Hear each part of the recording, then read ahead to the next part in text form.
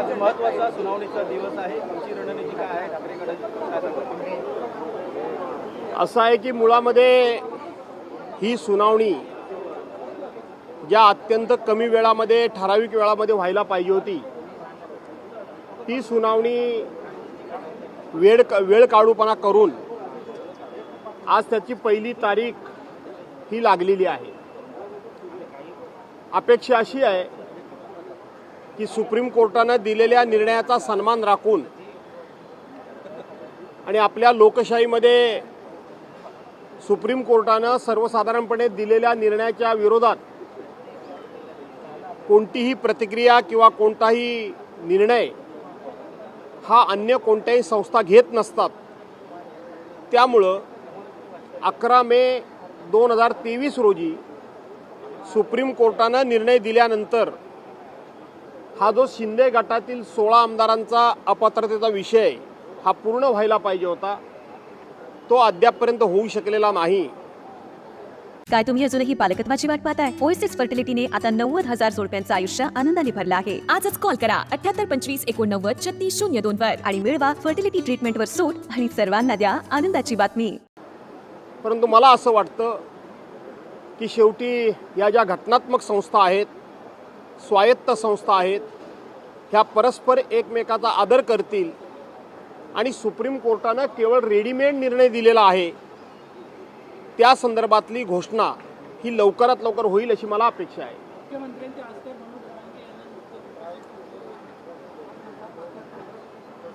खरं सांगायला गेलं तर आम्हा ठाकरे गटाच्या आमदारांना आजच्या या हिअरिंगची नोटीस दिलेली आहे ही नोटीसच योग्य नाही असं माझं स्पष्ट मत आहे.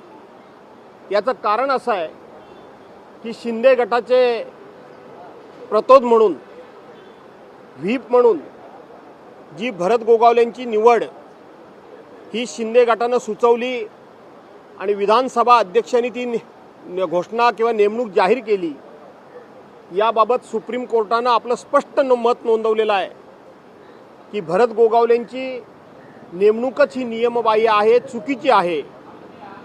खरे पक्षप्रतोद हे सुनील प्रभूच आहेत आणि ज्या वेळेला सुप्रीम कोर्ट अशा पद्धतीचं विधान करतं किंवा आपला निर्णय नोंदवतं त्यावेळेला भरत गोगावले हे पक्षप्रतोद म्हणून कायदेशीरदृष्ट्या त्यांचं अस्तित्व संपलेलं असताना आम्हाला नोटीस काढणं मला असं वाटतं एक प्रकारे हे सुप्रीम कोर्टाच्या निर्णयावर हा अधिक्षेप आहे.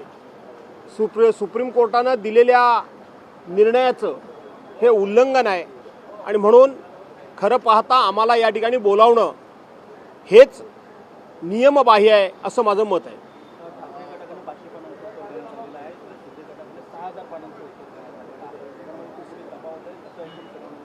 असं आहे की त्यांचं उत्तर त्यांनी दिलं, आमचं उत्तर आम्ही दिलं.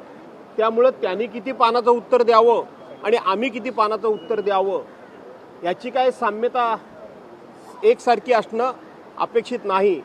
परंतु आम्हाला उत्तर द्यावं लागणं हेच मला वाटतं सुप्रीम कोर्टानं दिलेल्या निर्णयाच्या विरोधात आहे.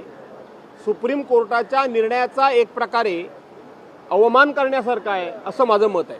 भरत गोगावलेंनी आता प्रतिक्रिया दिली आहे की दूधचं दूध पाणी का पाणी होईल, निकालाची चाहूल त्याला लागली आहे का कुठे?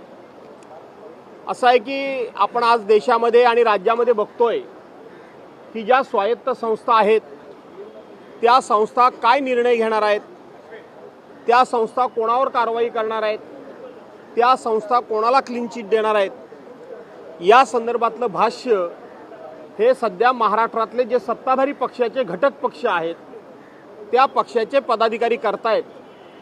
अशा प्रकारची अनेक उदाहरणं आज या ठिकाणी मी देऊ शकेन. म्हणजे ईडी सारखी जी संस्था आहे ती कोणावर कारवाई करणार, ती कोणाला कधी बोलावणार, ती कोणाचं कधी काय म्हणणं घेणार, ती कोणाला शिक्षा करणार या संदर्भातली भाष्यसुद्धा भारतीय जनता पार्टीचे लोक करतात. त्यामुळं भरत गोगावलेंनी जर एखादं भाष्य केलं असेल तर मी मागाशी जे विधान केलं की सध्या स्वायत्त संस्थांच्या कुठल्याही निर्णयाबद्दल किंवा कुठल्याही कारवाईबद्दल सत्ताधारी पक्षाचे लोक हे भाष्य करतात. याच्यातूनच स्वायत्त संस्थांची सद्य परिस्थिती काय आहे हे देश जाणून आहे. महत्त्वाची माहिती ताजी माहिती आता आलेली आहे. मुख्यमंत्री जालन्याला पोहोचलेले आहेत उपोषणस्थळी. तिथे मनोज जरांगे पाटील यांनी उपोषण सोडलेलं आहे मुख्यमंत्र्यांच्या उपस्थितीमध्ये. आपली काय प्रतिक्रिया आहे? असं आहे की मनोज जरांगे पाटील यांनी जालना जिल्ह्यामध्ये सुरू केलेलं उपोषण जर मुख्यमंत्री महोदयांच्या उपस्थितीत सोडलं असेल तर मला त्याचा आनंद आहे, परंतु मला ती वस्तुस्थिती माहीत नाही. परंतु एकच मी सांगतो की ह्या आरक्षणाच्या बाबतीत सत्य हे परेशान होऊ शकतं पण पराजित होऊ शकत नाही. ही वस्तुस्थिती हळूहळू समोर यायला लागलेली आहे. देवेंद्र फडणवीसांनी आणि त्यांच्या सरकारने टिकाऊ अशा प्रकारचं आरक्षण दिलं, अशा पद्धतीचा डांगोरा हा सातत्यानं पिटला जातोय. परंतु मी एक भूमिका सातत्यानं मांडतोय की 16 जून 2014 साली तत्कालीन काँग्रेस आणि राष्ट्रवादी काँग्रेसच्या सरकारनं मराठा समाजाला प्रथम आरक्षण दिलं. ते आरक्षण दिल्यानंतर त्यावेळच्या जाहिराती काढून बघा. नोकर भरतीमध्ये मराठा समाजाला त्या ठिकाणी काही नेमणुका मिळाल्या. शिक्षण क्षेत्रामध्ये मराठा समाजाला काही नेमणुका मिळाल्या आणि म्हणून त्या आरक्षणाचा लाभ हा मराठा समाजाला झाला. परंतु त्याच्यामध्ये काही जर त्रुटी असतील तर कोणतरी एक माणूस कोर्टामध्ये गेला आणि कोर्टाने त्याला स्टे दिला. 2014 साली देवेंद्र फडणवीसांचं सरकार आलं. 2018 सालापर्यंत देवेंद्र फडणवीसांनी त्यातला कुठलाही निर्णय घेतला नाही आणि 2019ला निवडणुकीला सामोरं जाण्यापूर्वी थातूरमातूर काहीतरी निर्णय घेतला आणि नंतर उद्धवसाहेब ठाकरेंचं सरकार आलं. 2च महिन्यात कोरोनाचं संकट सुरू झालं तरी देखील अशोकराव चव्हाणांनी उद्धवसाहेब ठाकरेंच्या नेतृत्वाखाली महाविकास आघाडीमार्फत मराठा समाजाला आरक्षण मिळावं म्हणून केलेले प्रामाणिक प्रयत्न आपण आठवण करा. त्यामुळं देवेंद्र फडणवीसांनी टिकाऊ स्वरूपाचं आरक्षण दिलेलं नव्हतं, तर देवेंद्र फडणवीसांनी टिकाऊ स्वरूपाचं आरक्षण देण्याच्या ऐवजी काँग्रेस आणि राष्ट्रवादी काँग्रेसच्या सरकारनं टिकाऊ आरक्षण दिलं होतं. त्याचा काही प्रमाणात मराठा समाजाला फायदा झाला. त्याच्यामधल्या थोड्याफार काही त्रुटी होत्या. 16% मराठा समाजाला आरक्षण दिलं, 5% मुस्लिम समाजाला आरक्षण दिलं आणि म्हणून त्याच्यामध्ये काही जर थोड्याफार त्रुटी असतील तर त्या देवेंद्र फडणवीसांनी दूर करायला पाहिजे होत्या. परंतु नको तो घोळ घातला आणि आजचं आरक्षण गेलंय. आपण आज कोर्टाचं नाव पुढे करतो, परंतु मुस्लिम समाजाला कोर्टानं आरक्षण मान्य केलं होतं 5%. नंतर 13% देवेंद्र फडणवीस मराठा समाजाला आरक्षण दिलं होतं. आम्ही 16% दिलं होतं, ते मान्य झालं होतं.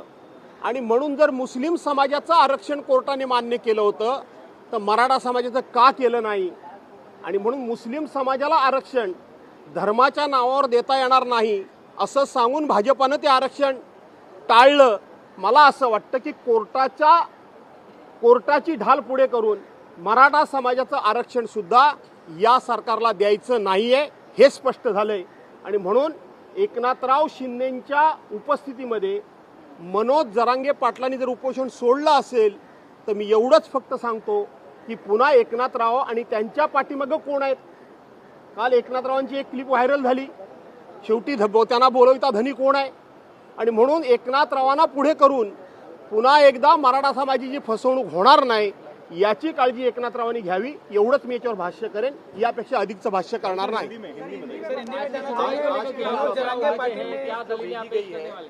सही नहीं है. आपने जो बात अपनी रखी, क्यों आपको ऐसा लगता है कि जो नोटिस भेजी वो सही नहीं? जो हम उद्धव बालासाहब ठाकरे जी के तरफ से जो हम 16 MLA उनके पीछे हैं, उनमें से एक MLA के छोड़ के हमें 15 MLA को डिस्क्वालिफिकेशन की नोटिस दी गई है. ये नोटिस किसके कंप्लेंट पे दी गई है? तो एकनाथ शिंदे जी के जो पार्टी व्हीप है मिस्टर भरत गोगावले जी, उन्होंने हमारे खिलाफ अध्यक्ष महोदय के पास कंप्लेंट की कि उनका व्हीप का पालन हमने नहीं किया. लेकिन 11 मई को सुप्रीम कोर्ट ने जो डिसीजन दिया है वो डिसीजन में उन्होंने डायरेक्टली कहा है कि हमारे पार्टी के व्हीप लीगली कानून के तौर पे सुनील प्रभु जी हैं.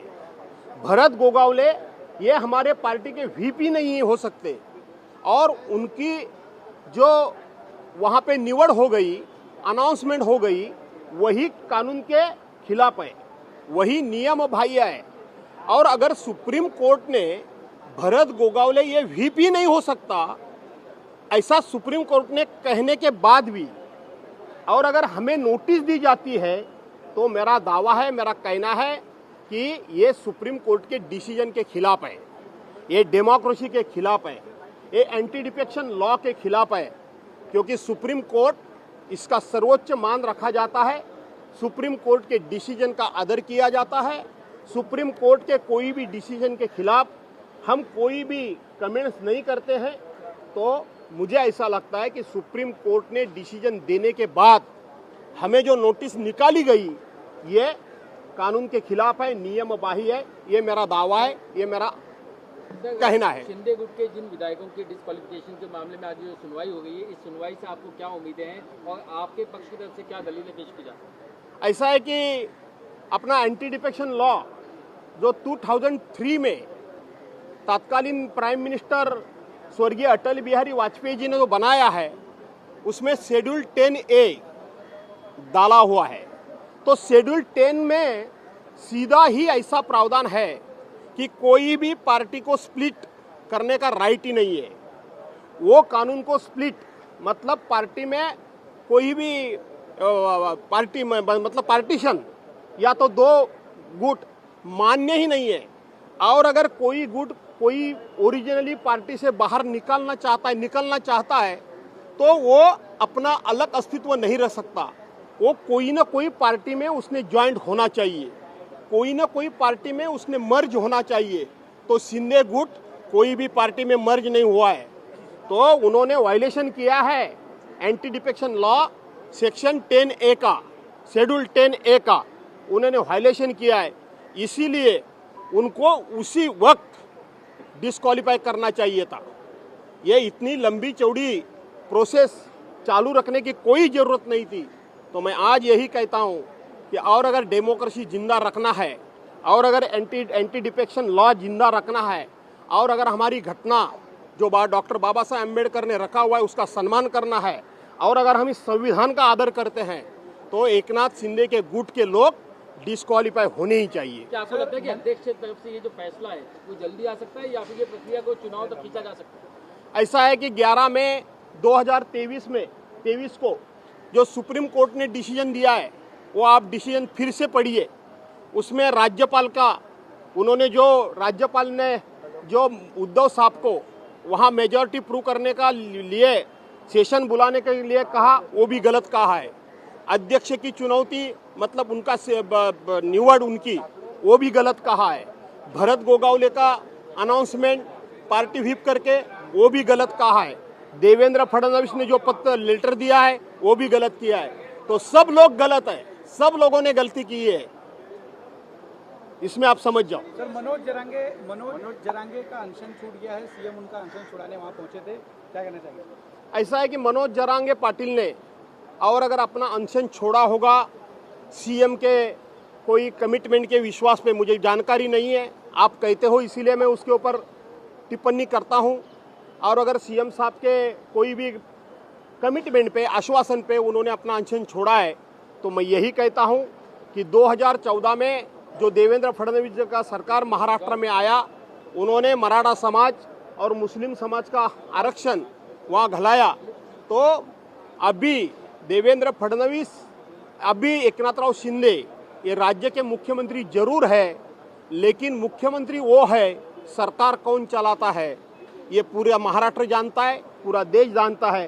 तो एकनाथ शिंदे जी को आगे करके मराठा समाज का कोई विश्वासघात न हो, इतनी मैं अपेक्षा करता हूँ। एक सवाल इंफ्रास्ट्रक्चर को लेकर है। शिंदे गुट ये दावा करता है कि जब उद्धव ठाकरे मुख्यमंत्री थे तब जो प्रोजेक्ट्स ढाले पड़े थे, अब शिंदे गुट की सरकार माने गया तो उन्होंने इसमें तेजी ला दी है, एक्स्ट्रा मैनफोर्स डाल दिया ताकि प्रोजेक्ट जल्दी कंप्लीट हो जाए। आप इस पर क्या प्रतिक्रिया करें? ऐसा है कि उद्धव जी ठाकरे के कार्यकाल के बारे में जो आक्षेप लेते हैं, वही लोग उद्धव साहब के मंत्रिमंडल में थे एक, और शायद उनकी स्मरण शक्ति, इनकी मेमोरी मुझे लगता है कम हो गई है।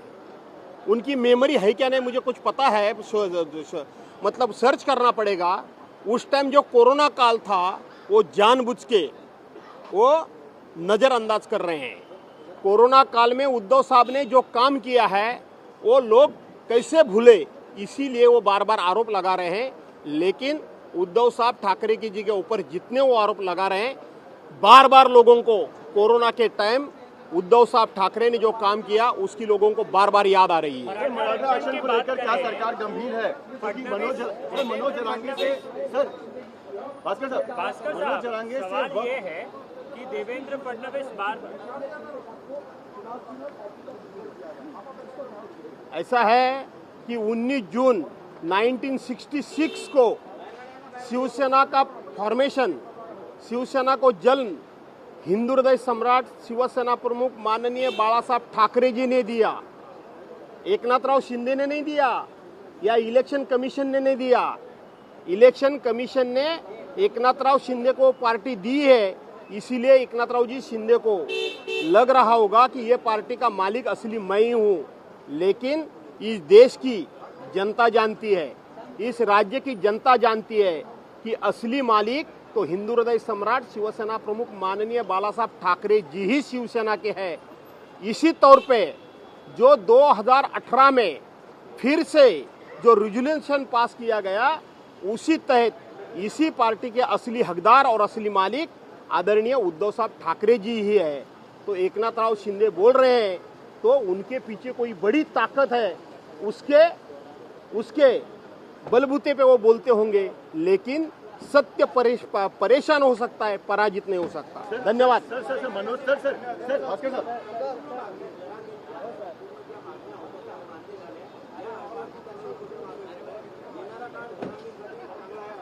मला माहित नाही की राज्याच्या मुख्यमंत्र्यांनी त्यांना काय काय शब्द दिले हे मला माहित नाही। ते शब्द खरोखर ते पूर्ण करणार आहेत का की त्यांना फसवण्याकरता, त्यांचं उपोषण सोडवण्याकरता? कारण गणपतीचा सण जवळ आलाय। जरांगेंनी आपल्या उपोषणानं संपूर्ण राज्याचं आणि देशाचं लक्ष वेधून घेतलेलं आहे आणि म्हणून त्यांना उपोषणापासून परावृत्त करून ही वेळ मारून न्यायची आहे म्हणून हे केले काय मला माहित नाही। कारण धनगर समाजाला आरक्षण पहिल्या कॅबिनेटमध्ये देणारे सुद्धा आता सरकारमध्ये आहेत, लिंगायत समाजाला आरक्षण देणारे पण आता लिंगायत या सरकारमध्ये आहेत, ओबीसी समाजाची जनगणना करून त्यांना आरक्षण पुन्हा मिळवून देऊ सांगणारे पण या सरकारमध्ये आहेत, मराठा समाजाला आम्ही आरक्षण मिळवून देऊन सांगणारे पण याच सरकारमध्ये आहेत। त्यामुळे त्याच सरकारमधले एकनाथ शिंदे उद्या काय करतील याच्यावर मी भाष्य करत नाही, परंतु मराठा समाजाला आरक्षण मिळालं पाहिजे एवढं मात्र माझं ठाम मत आहे। यही बात दिल्ली में कि मनोज जरांगे की बात तो मान ली गई है, उनको मना लिया गया अनशन तोड़ने के लिए, पर क्या सरकार मराठा आरक्षण को लेकर आपको गंभीर दिखाई देती है? महाविकास आघाड़ी में जो है मराठा रिजर्वेशन चले गया। वो एकनाथराव शिंदे खुद महाविकास आघाड़ी के मिनिस्टर थे। याद करिए जब मैंने 12 एमएलए भाजपा के सस्पेंड किए थे, जब भी मराठा समाज के आरक्षण का ही सब्जेक्ट उसी ऑर्डर ऑफ डे पे था, ओबीसी समाज का आरक्षण का ही विषय उसी ऑर्डर ऑफ डे पे था। तो एकनाथराव शिंदे क्या बोलते हैं, ये एकनाथराव शिंदे बोलते हैं, बोलने में उनका मुंह, उनका फेस वो एकनाथराव शिंदे का लगता है, लेकिन शब्द एकनाथराव शिंदे के नहीं, इतना ही मैं कहता हूँ।